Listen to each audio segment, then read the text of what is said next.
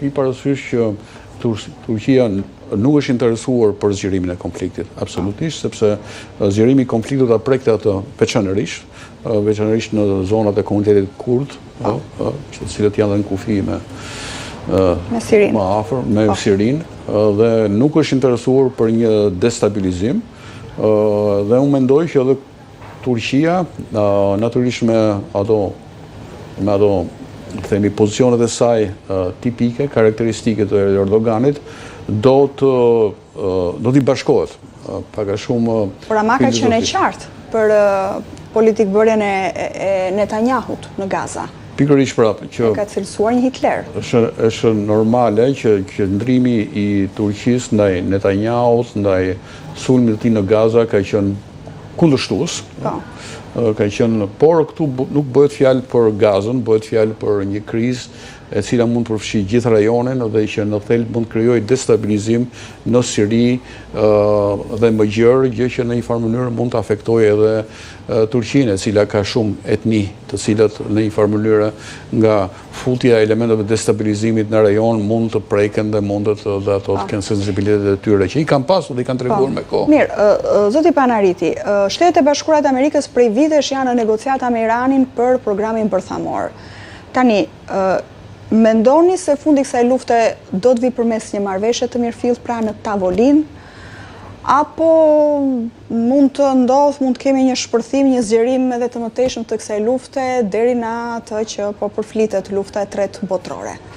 Çdo gjë është e mundur. Ju e dini që Shtetet e Bashkuara të Amerikës në administratën Obama arritin një marrëveshje me Iranin, i cili pranoi kushtet që u vendosën në këtë marrëveshje, pra inspektime të vazhdueshme nga trupa të specializuar, kryesisht nga IAEA, Inatomi, apo ekspertë bërthamor, të cilët shkonin në impjantet bërthamore, inspektonin për të parë nëse mbushjet bërthamore nuk kishin destinacion luftarak, por përdoreshin për qëllime energji, që si kishin thënë për energji.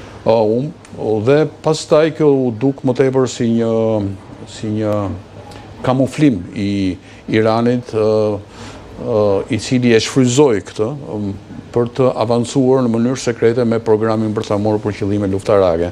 Administrata Trump e anulloi, e prishi këtë marrëveshje dhe shtroi presion mbi autoritetet iraniane për të ndaluar. Natyrisht e asistuar dhe informuar nga shërbimi Mossad i Izraelit, i cili kishte informacion shumë më të saktë dhe shumë më drejt për drejt mbi kapacitetet e vërteta bërthamore të Iranit, dhe ju e dini që Netanyahu nuk ka qenë i kënaqur me mënyrën se si u mbyll lufta në Gaza. Sepse mendon gjithmonë që praktikisht fitili i detonimit të destabilitetit në rajon mbetet akoma i ndezur, dhe ky është Irani. Kështu që unë e kam pritur që nuk do ishte vonë që sulmi ndaj Iranit nuk do të mungonte, për arsye sepse edhe të themi përpjekjet dhe presioni ndërkombëtar nëpërmjet sanksioneve, nëpërmjet presionit për të ndaluar avancimin në programin bërthamor nuk rezultoi efektiv. Informacioni që vinte nga shërbimi sekret izraelit Mossad tregonte që në tunelin nëntokësore për postë reaktorëve të cilët janë mbi tokë, vazhdonte pasurimi i Iranit, dhe që sipas disa dënave po nga shërbimi sekret izraelit, Irani nuk ishte më larg se një muaj nga ndërtimi i një bombe bërthamore. Kjo pastaj do të ishte, të themi, fatale. Mendoni se çka ndodhur për shembull me një shtet modest nga pikpamja e fuqive ekonomike, siç është Korea e Veriut.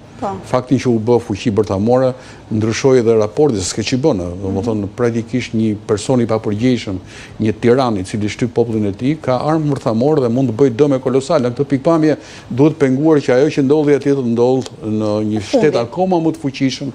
Fundi, mund të ketë marrëveshje apo një kapitullim të Iranit? Unë nuk e përjashtoj që të ketë marrëveshje.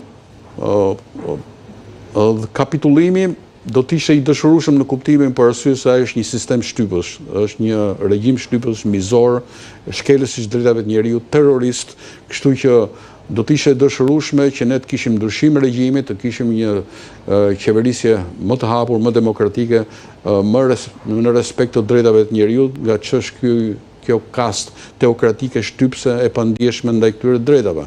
Por në fund kjo është një atribut i popullit iranian. Vura re që fillimisht Shtetet e Bashkuara të Amerikës, po dhe faktori perëndimor i hodhi syt ndaj pasuesit të monarkut, trashëgimtarit të Reza Pahlabit, po me sa duket po të riqen nga ky opsion dhe po kërkojnë që nëse do të ketë një ndryshim të vijë nga faktorë të tjerë opozitar, po jo thjesht, si thua, me katapultim të monarkisë, të paktën për momentin. Djali i tij, të paktën në media dhe djali Khameneit ka dalë në skenë. Pra, djali Khameneit tashmë u zgjoll si lider i tyre, kurse roli i trashëgimtarit Fronit në